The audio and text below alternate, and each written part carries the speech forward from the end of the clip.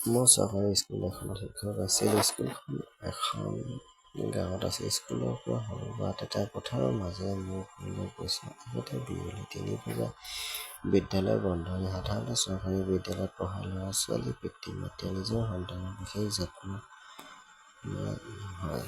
কিন্তু মোৰ এগৰাকী ছাত্ৰী ৰিমিৰ বয়স চাগে প্ৰায় ৮ বছৰ। দেউতাক ৰাজে সঘনাই স্কুললৈ আহিছিল আৰু জীয়েকৰ পঢ়া-শুনাৰ বিষয়ে সোধ-পোছ কৰিছিল।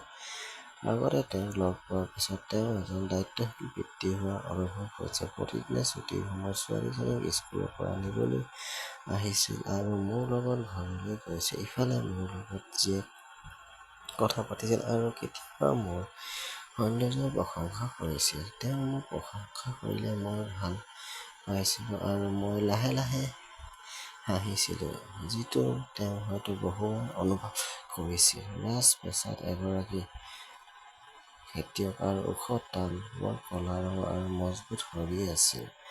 মোৰ এগৰাকী ৩০ বছৰীয়া আকৰ্ষণীয় চেহেৰাৰ মহিলা। কিছুদিন আগতে মোৰ বিবাহ বিচ্ছেদ হৈছিল। কিছুদিনৰ পৰা ৰাজক দেখি মোৰ এক অদ্ভুত অনুভূতি অনুভৱ হৈছিল। এদিন ৰিমি স্কুললৈ নাহিল যদিও সন্ধিয়া ৰাজ সদায়ৰ দৰে স্কুলৰ বাহিৰত থিয় হৈ আছিল। মই বাটত খোজ কাঢ়িবলৈ ধৰিলোঁ। সি মোৰ পিছে পিছে একেটা পকী ৰাস্তাতেই গৈ আছিল। কিছুদূৰ যোৱাৰ পিছত মই তেওঁক ৰিমিৰ কথা সুধিলোঁ। সি ক'লে যে ৰিমি মাকৰ লগত আইতাকৰ ঘৰলৈ গৈছে। কেইদিনমানৰ পিছত তাই ঘূৰি আহিব বুলি ক'লে। শীতকাল আৰু অন্ধকাৰ আছিল। খোজ কাঢ়ি গৈ থাকোঁতে সি মোক প্ৰশংসা কৰি আছিল। মই বেলেগ কিবা এটা অনুভৱ কৰি আছিলোঁ। মই উজুটি খাই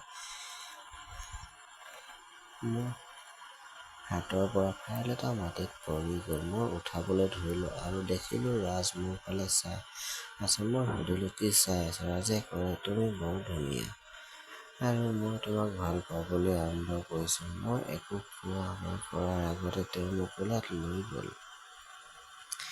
ফলত মোৰ শৰীৰত উত্তেজনা কঁপিব ধৰিলে। মই ঘূৰি ৰাজৰ ফালে চাই থাকিলোঁ আৰু মাত্ৰ তাক বকাবকি কৰিবলৈ আৰম্ভ কৰিলোঁ যেতিয়া সি মোৰ ফালে চকু টিপিয়াই দিলে। সেই সময়ত পকী ৰাস্তাটোৰ আশে-পাশে কোনো নাছিল।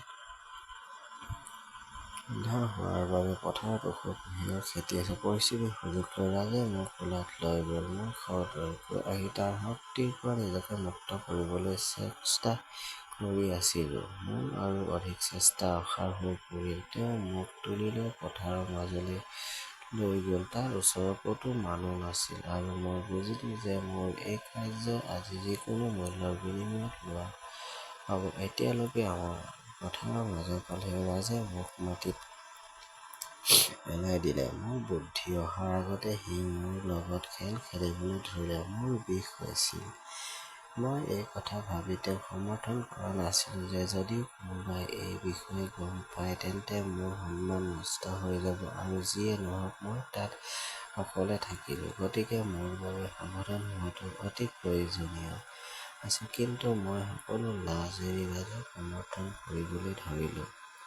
খেল শেষ হোৱাৰ লগে লগে মোৰ খোজ কঢ়াত কষ্ট হৈছিল। পেক-পেকাই মোৰ ঘৰ পালোঁ। ইয়াৰ পিছত আৰু প্ৰায় ২ বছৰ তাতেই থাকিলোঁ আৰু ৰাজে মোৰ লগত প্ৰতিদিনে কৰিছিল।